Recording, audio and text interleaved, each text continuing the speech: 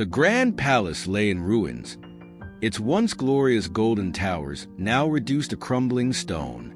The kingdom, once flourishing, was now barren, its people suffering from hunger and despair. And there, in the center of it all, sat King Zubri, alone and broken, staring at the empty throne that once symbolized his ultimate power. His hands trembled as he clutched a tattered scroll, the very words that had once promised him endless wealth and dominion. But now, those words felt like a cruel joke. A frail old man approached him, one he had once dismissed as a mere beggar. The man knelt before the fallen king and whispered, "You had everything, yet you wanted more. Tell me, was it worth it?" Tears welled in the king's eyes as the weight of his choices bore down on him. How had it come to this? The story rewinds to a time when the kingdom of Asalai thrived under King Zubri's rule. He was a powerful and ambitious ruler, known for his strategic mind and unmatched wealth. Yet, no matter how much he had, it was never enough. He wanted more gold, more land, more power. One day, a wise old traveler arrived in the kingdom, claiming to possess knowledge of a hidden treasure buried deep within the sacred mountains. He warned that the treasure was cursed, and that only a king who ruled with wisdom and generosity could claim it without consequence. Blinded by greed, King Zubri laughed at the warning. "What use is wisdom when wealth rules the world?" he scoffed. And so, he ordered his men to prepare for an expedition. But among his advisors was a loyal general named Jengo, who tried to reason with him. "My king, have we not prospered enough? Why risk our peace for more?" King Zubri ignored him. The journey to the mountains began.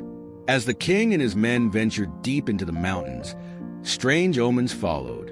The rivers ran dry, the animals disappeared, and the air grew heavy with an eerie silence. Yet, King Zubri pressed on, convinced that his greed would soon be rewarded. When they finally reached the hidden cave, they discovered an immense treasure, piles of gold, rare jewels, and relics of untold power. The king's eyes gleamed with triumph, but the moment he laid his hands on the treasure, the ground trembled and a deep, ancient voice echoed through the cave. "He who takes without gratitude shall lose more than he gains." Ignoring the warning, the king ordered his men to load the treasure onto their carts. But as they began their descent back to the kingdom, tragedy struck. Storms ravaged their path, their supplies dwindled, and one by one, his men vanished into the wilderness. When King Zubri finally returned home, he found his kingdom in chaos. His people suffering from famine, his allies turning against him, and his wealth becoming meaningless in a land overcome by despair. Now, sitting in the ruins of his once great empire, King Zubri finally understood. Wealth was not power. Greed was not strength. The same wise old traveler who had warned him before now stood before him once again. "True riches, my king, are not found in gold, but in the hearts of those you serve." With nothing left but regret, King Zubri stood up.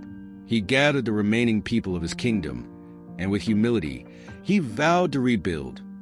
Not through wealth, but through wisdom, generosity, and kindness. And so, the kingdom slowly rose again, not as the richest empire, but as the most prosperous in spirit.